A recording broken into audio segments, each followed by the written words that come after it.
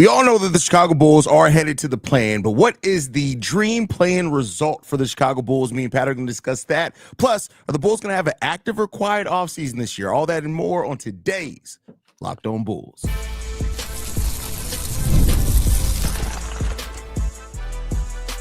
You are Locked On Bulls, your daily Chicago Bulls podcast. Part of the Locked On Podcast Network, your team every day.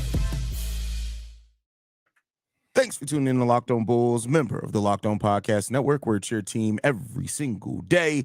That's Pat, the designer, host, and creator of the Windy City Breeze, and host of the Chicago Bears podcast over at ESPN 1000. I'm Haize, host and creator of Chicago Bulls Central and Chicago Bears Central YouTube pages and podcasts.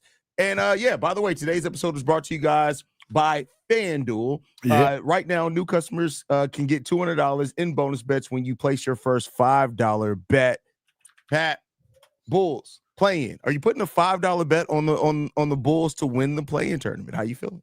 If I was going to put money on it, I would put a $5 bet on the Bulls to win a play-in tournament. I think that they will be kings of the whole dang thing.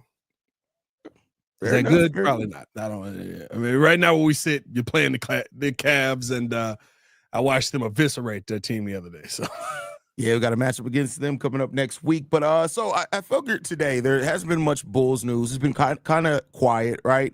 And so this is a time where we can spend some time just speculating, talking about some things. So wanted to start off the show talking about our dream play-in result for the Chicago Bulls. Now, do you want to see them win the play-in tournament, come out of the play-in tournament, lose? Like what? How you feeling about the play-in tournament for the Bulls? I feel like people have taken the Chicago Bulls are going to make the playoffs as, oh, Pat wants the Bulls to make the playoffs. No. Dream scenario for the Chicago Bulls is they remain in the 10th seed with Miami. I don't know what the heck Miami's doing all of a sudden. These must woke up and figured it out. They beat Boston yesterday. Bro, Eric Spoelstra back at it again. He said, hey, let me run into you in these playoffs. He's back to the finals. Y'all must have forgot who I was. They call me Daddy Spo down in Miami. Wow. No, but I think that people have taken my saying that the Bulls are going to make the playoffs as me wanting them to. The dream scenario for the Chicago Bulls is the precedent that the Atlanta Hawks set last season.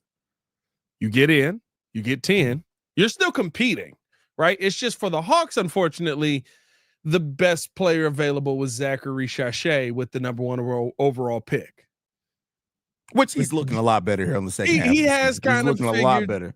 He doesn't look like Modest Bucilis, but he looks a lot better on the back end. That's the problem. You know what I mean? Like, I'm not going to lie to you. I've never felt like, did the Bulls fleece a draft right now? Bro, like we're cooking right now. With how Modest looks better than, well, I shouldn't say that. Stephen Castle cold. Yeah, Stephen Castle looks absolutely cold. No, Stephen Castle cold. I can't get that one. I can't get that one. But I say all that to say basically that my dream result for the play-in is you get in at 10, you lose, you get the number 1 overall pick, you get Cooper Flag. That is the hope for me that the Bulls end up doing in this playoffs, because I'm not going to lie to you.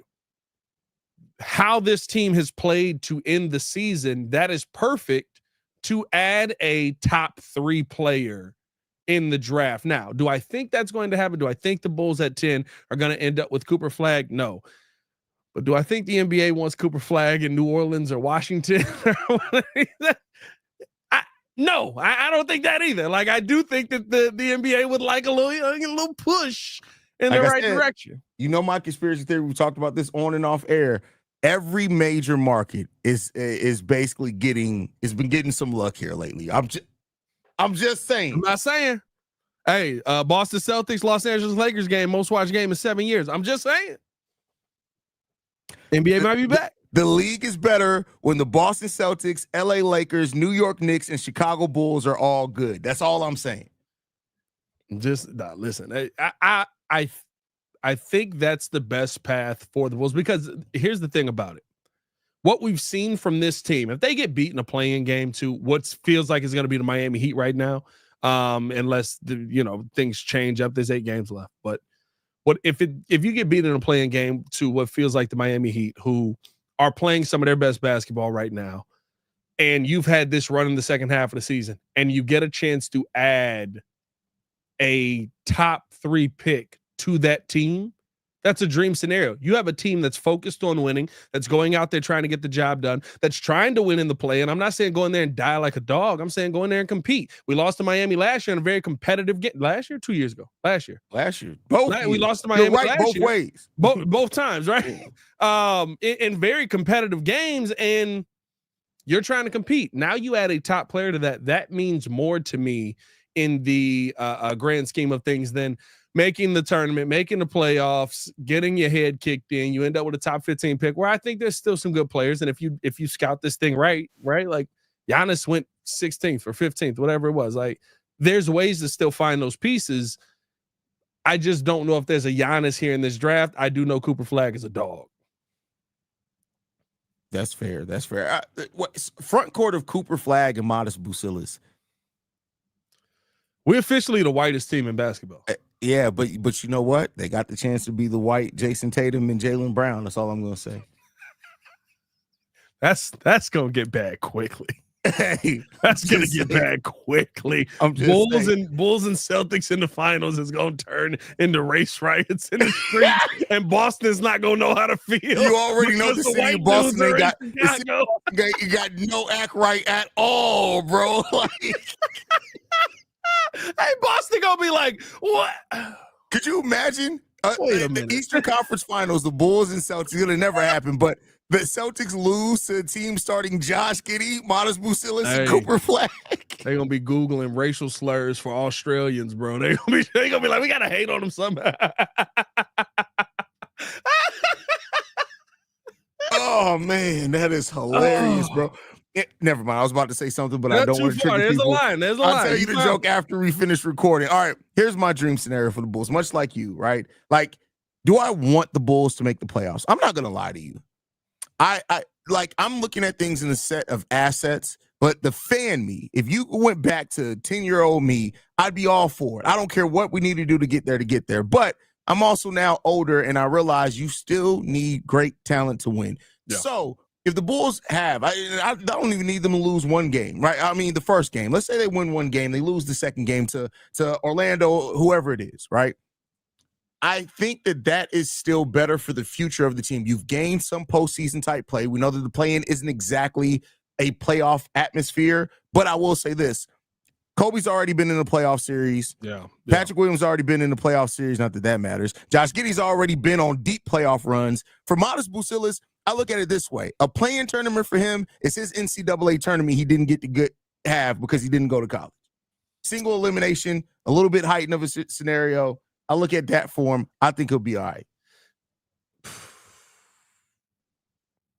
Only pushback I'll have on that, not to say that it's not important, but I think if you get just a version of that and don't make the playoffs, is that really doing something right? If you get the first play-in game. For Modest, I think yes.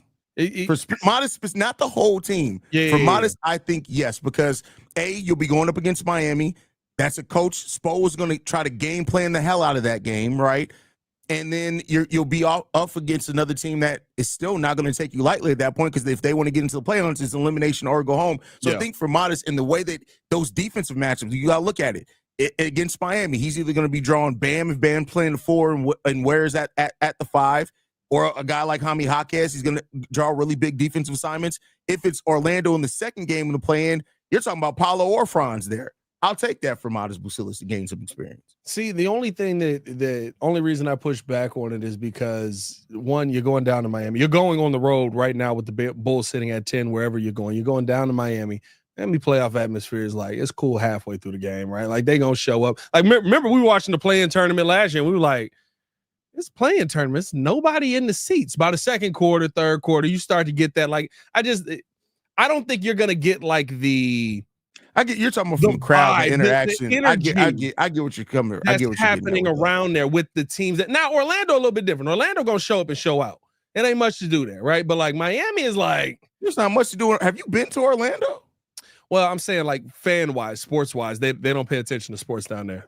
Like they don't even, they don't even talk sports for like most of the teams on the radio. They leased out their radio out of Orlando because there's absolutely 100%. Like sports is not they focus down there, but Orlando shows up at least fan wise when they actually do something like that. So I think that may be a different environment.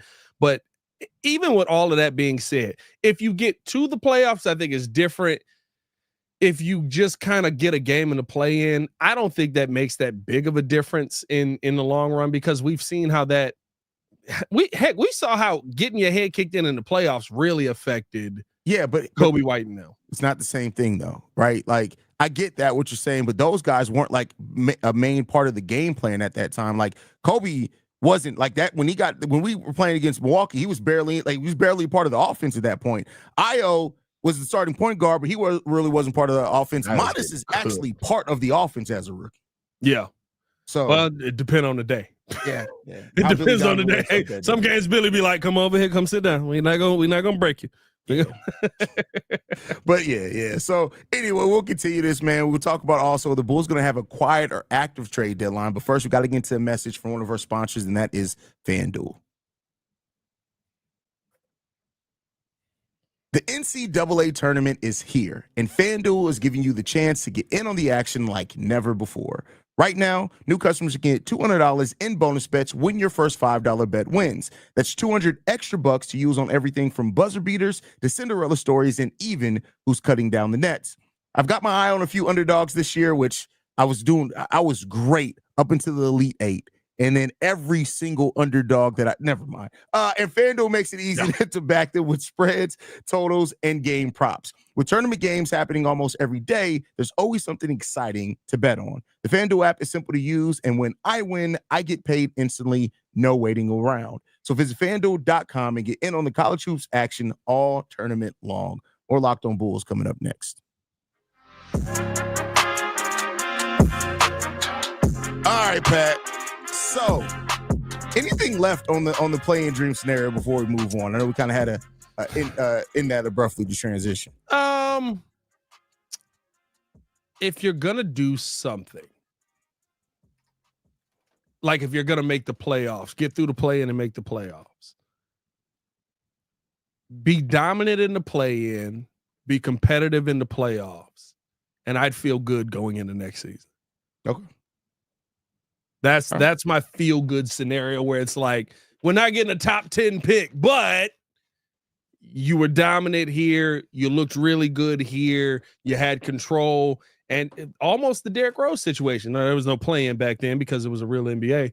But like when Derrick Rose went up against the Boston Celtics, like we knew going into like 2010, like, oh, we got one of them ones, because he's not scared of the guys that just went to win an NBA championship and were killing people along the way. Like, so yeah, I think that'll give Bulls fans a lot of hope going into next season. That was the series that told me that Joe Kim Noah and Derrick Rose are going to be stars for us. That's really what that series told us. The game, what is it? The Ben Gordon game, game 5? The game 5 is my favorite game of all time. Ben Gordon, Ray Allen. Yeah. That's still the greatest first round series of all time. I don't care what anybody says. It's the best one. Probably. I don't even know what's enough. Well, I mean, there is a Dallas getting upset by Golden State. That was amazing. Yeah, that was Miami we believe Miami beating Boston. That was crazy. Because Miami went through the play-in to have to go out there and beat Boston. That was. But I don't think every game was as great. Like every single game of that. Boston looked weak in some of them games. Yeah. I get that. So they beat Boston in 5. When did they beat Boston? They beat Boston quickly. Yeah, it was a 6. I can't remember, but yeah. So, but let me ask you this. Let's flip it to another scenario. This offseason for the Bulls, do you expect a more quiet season or a more active season? Typically, AK has been fairly quiet or he's uber active. There's no in between, right? It's either like 4 or 5 moves or little to nothing, some veteran signing, something like that. Which way do you think we go this offseason? I think the Bulls right now are scouting disgruntled superstars. I think the Bulls right now are in a spot where you got to build the floor, right? And what we've seen in the second half of this season, I think that AK is looking at is we have the floor. We've got Josh Giddey. We've got Kobe White. Maybe Kobe White can turn into a superstar. We've got Modest Buzelis, who is becoming an ascending piece. We need somebody in here who can be a either disgruntled superstar, a very, very top tier veteran that you can bring in, somebody who can just help guide this thing into the right direction. I think that there's going to be one majorly active move that we will talk about the entire offseason. And for the most part, the rest of it will be quiet because, listen, the Bulls, most of these ones ain't going nowhere. Herter's not going nowhere. Collins not going nowhere. Maybe you don't re-sign Jalen Smith, although he's on the books for next season, so that don't matter. But, like, most of these guys are here. So there's not a ton you can do. But I do think the Bulls are going to be in the market to try and add somebody in a big way who they feel can be it'll cost you an arm and a leg, but Kevin Durant fits in any system, and I know he hates Phoenix at this point. See, that's the thing. That is where we disagree. I don't think the Bulls are going to go star hunting at all, and I don't think they should be. I think, like you said it in setting the floor, and I think that's what the Bulls are doing right now. They've already basically alluded to they don't want to trade any more first-round picks. I think they've tried to jumpstart a process early before. I think now is the place where the Bulls need to just, at least for another year or two, keep getting young talent, establish that young talent. Then once you see what they are, if Modest in year 2, 3 hits a great leap, cool. If whoever we draft this year hits by year 2, hits a great leap, cool. If Josh Giddey and Kobe continue to ascend, I should say. But I don't think that this is the offseason where you want to go in on trying to trade for another star to give up more assets when you just got the power over your pick back. And that's basically the best thing that I don't even know you can say that. You got a lot of good out of the Zach LaVine trade, but that's basically the best thing that you got is that you own your own flexibility for your future. So I think it's going to be more quiet than anything. I do think maybe a Vooch trade's on the table. Maybe a Trey Jones sign and trade if they can't keep him. Maybe they try to do something to get something back in that. But even then, if you do let Trey Jones walk, it's probably because you need the roster spot because you only have 3 open roster spots. One's going to Josh Giddey, one's going to your first-round pick. So we'll see what happens there. But I think that a Vooch trade and what we get back in the Vooch trade then could tell me how active we're going to be in other spots this offseason. Well, that's why I said that's why I brought up the name Kevin Durant, who he'll be 37 years old next year. It's not long-term. He's got 1 year left on his deal. Maybe you re-up for another year. Maybe you don't. It is what it is. But I think they do believe the future is here. I just don't know if they believe that the future is here right now. I think that AK the future is here right now. You know what I mean. I think that they don't believe that this is a next year thing is kind of what I'm saying, right? And because of that, you may see them be a little more aggressive where they're like, we can win a ton and get these guys used to winning. The Bulls' ceiling still with Josh Giddey, Kobe White, and Modest Wazelis heading in the next season might be 10. It still might be 10. It still might be 9. It doesn't mean you're going to get out of this play-in tournament. Exactly. And if you're going to benefit these guys in the long run, playoffs is the way to do that. That's why I feel like if you went after somebody who is big name, end of contract, not going to be here a long time.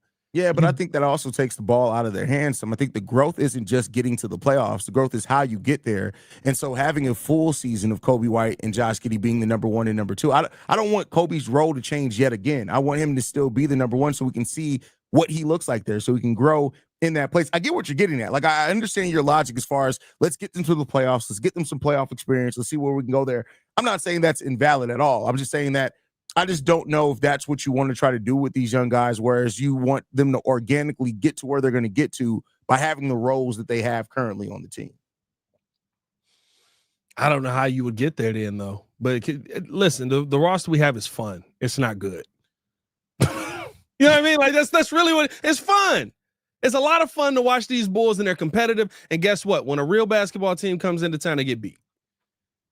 They beat the Lakers twice. They did. They were competitive with the Knicks. Or did we beat the Knicks once? Like, we lost to the Knicks. So, and the way that, and again, competitive, right? They're very competitive. They're fun. That's what I mean. They're competitive. Competitive don't really get you to the playoffs, though. Yeah, but again, I get that, but it's like you still want to add talent. So, like, I get it. Like, here's the thing, right? I just want to go over this. The Bulls have more wins above 500 teams than the Milwaukee Bucks, the Detroit Pistons, the New York Knicks, the Orlando Magic. Those are all teams that are ahead of them in the standings. Mm-hmm. They have more wins above 500 teams than that. And I think that you want to see what this team, because keep in mind, after the All-Star break, 7th best offense, 11th best defensive rating, 13th best offensive rating. I think we have the 12th best net rating in the game of basketball since the All-Star break. I don't think you want to jumpstart that and really see now, maybe at the trade deadline, if something happens, you see what these guys can bring. I just don't know. Your mindset is let's get to the playoffs as soon as possible.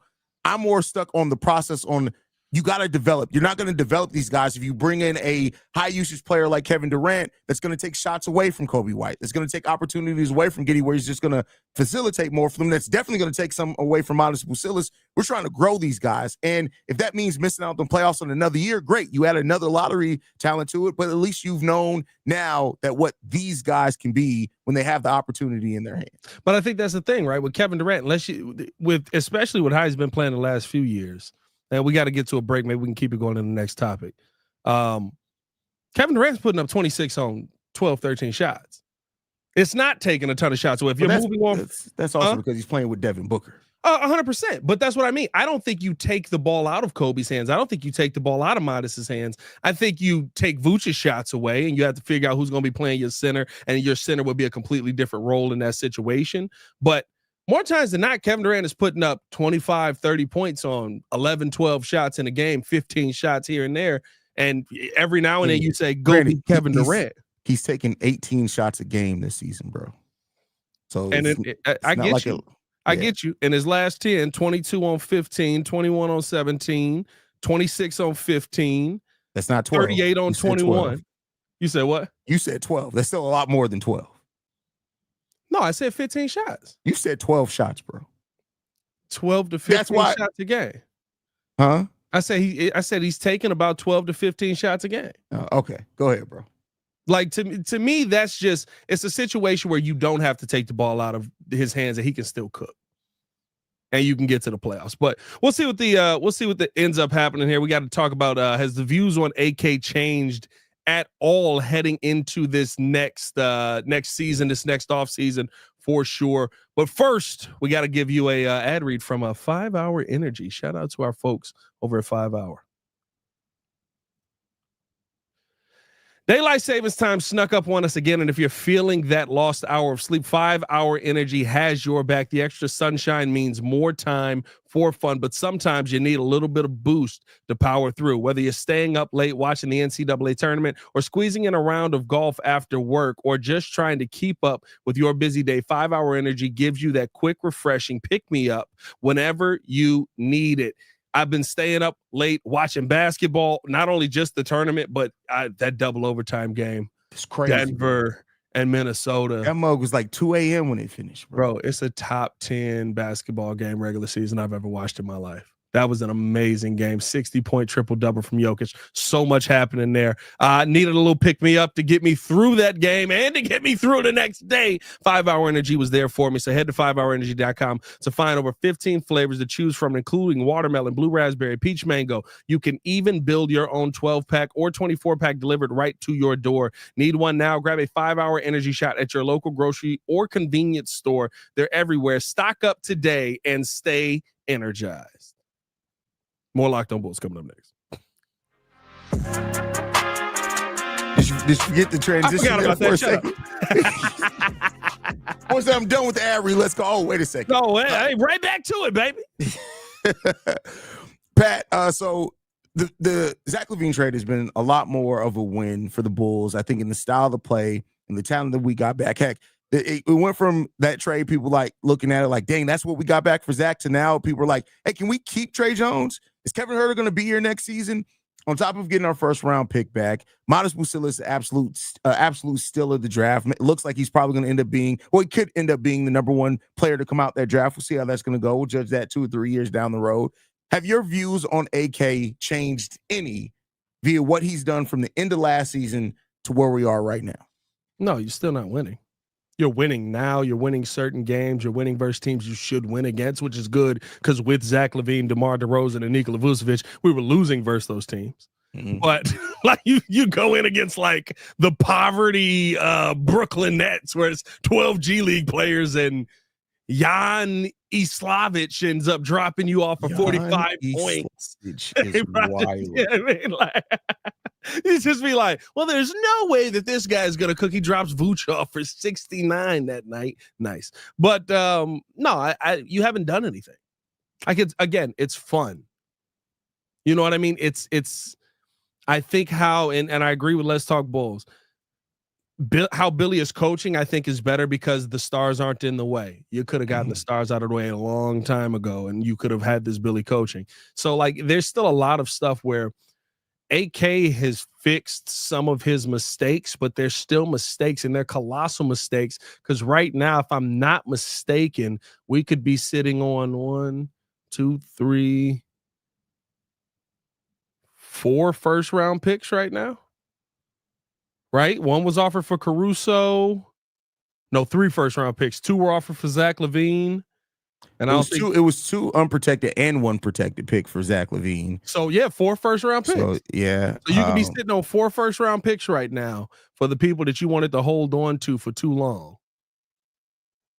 So, no, my view hasn't changed. He still hasn't gotten it right. Now, you get a top 10 pick, you get Cooper Flagg, or you get, one of those top 3 guys, top 10, top 3 pick, and you add to this team, and you go in the next season and start winning and find a way to get to the playoffs. Yeah, then the views are changed. Then we're living in a different world. But right now, you fixed things you screwed up. So no. Fix things that he screwed up. Okay, here's the thing. Let me ask you this way. The Bulls really realistically could finish with 39 wins this year. Same record as last year, with a much younger roster. How do you view the trajectory of the Bulls then differently than how you viewed it last year? Again, I still think going into next season, the Bulls are more fun. The Bulls are more competitive right now. I think it's because everybody has defined roles. But I still don't think you're out of the play-in tournament heading into next 70 training. Right? He said, "Listen, I'm very easy to please. Hey, all you gotta do I is heard get a ham sandwich was available for Patrick Williams. Done." That is hilarious. I still don't think this roster goes into next season light years in a different direction. Right. Listen, you've gotten very fortunate in the second half of the season. I think that's the part where a lot of us forget that, where when you did end up beating Denver, an above 500 team, no Jokic on that team, still some really good pieces there, and we've seen them win, but no Jokic on that team. When you beat the Lakers were at full strength. That was a good win. When you went up against the Suns and Kevin Durant and Devin Booker decided to be those guys, you got cooked in the end of the game. And you actually end up trying to fight your way back after being cooked for most of that game. A lot of the wins you have above the top teams, right? Win over the Pacers, no Tyrese Halliburton. There's things that you look at and say, well, that's why. And I'm not saying take that win away or it discredits it, but I don't feel confident that the Bulls are going to go in there and dominate versus teams that are at full strength, that do have their. It's not about dominating right now. It's about being competitive. We got to be competitive consistently before we can worry about us dominating any team. Yeah, but at the end of the day, if you're competitive in a loss, you're still in the play-in. Yeah, and I think that's a fine place to be in when the average age of your roster now is 24 versus it was 29 a year ago. I mean, I get you, but are you competing for the play-in next season and you expect to win in the playoffs? Right? If you're the 7th seed and you're like, all right, well, with the 7th seed, we improve. Let's get to the playoffs and win a series. Or compete in a series. Beating the series. Yeah, for sure. You definitely want to take those steps up. That's for sure. I don't even know if you're there yet. You know what I mean? Like that's the big question that I have. And that's why for me, my view on where the Bulls are at moving forward, my view on how great the Bulls are going to be next season. I know some people have them at 50 wins already. Yeah, that's ridiculous. Listen, anybody who thinks the Bulls are going to win 50 wins at 50 games next year, please stop, get some help. Step away. The Bulls are going to be probably a 40-win team next year, which is an 42-ish win team next year, depending on who they draft, how good they are, what position they're at, those type of things. The ascension of Modest Busilis, which of course we have no way to quantify right now. Yeah. Those are all things. Those are all things we don't know for sure that's going to happen, but we'll see how the season starts off. That's the Magic. The Hawks will probably finish this year with 40 wins. The Miami Heat, who literally just died. I still can't believe the Orlando Magic have that bad of a record this year, bro. I really thought they were going to be good. A lot of injuries they dealt with early on, and then after, but they were still top 4 when they had the injuries back. They didn't fall until after Paolo and Franz came back. Yeah. That's what's the craziest thing about it, bro. they never got it back. Like I think the injuries like derailed him and it just never came back. But yeah, that's tough. Like it's cool, it's fun, it's better. It's the 7th seed. I've seen AK put together a 7th seed. That was a 1st seed for most of the year. No, we were only 1st seed for 20 days, but yeah. People forget that. They're like, I love when people go back to that and they're like, but we were the #1 team in the East for 20 days. Calm down. Some of y'all have had relationships that didn't last that long. Chill out. 20 days is what? 12 games? 13 games? Good time to be there, man. 1st in the East, baby. Any last thoughts, Pat, before we get up out of here? Nah, man. Appreciate y'all for tuning in and showing love. Hit that like button, subscribe to the page, leave a 5-star review. Y'all know what to do. Follow us on everything at Locked On Bulls. You can follow me on everything at Pat the Designer. Absolutely. You guys can follow us at Locked On Bulls. We are free and available on every podcasting app and platform of your choice, as well as YouTube, the Odyssey app, Amazon Fire TV, Fubo TV, Roku TV. Basically, if you want to see us, you have no problem finding us. So that's on you. Don't be stupid. Love you guys. Go Bulls. See Red, y'all.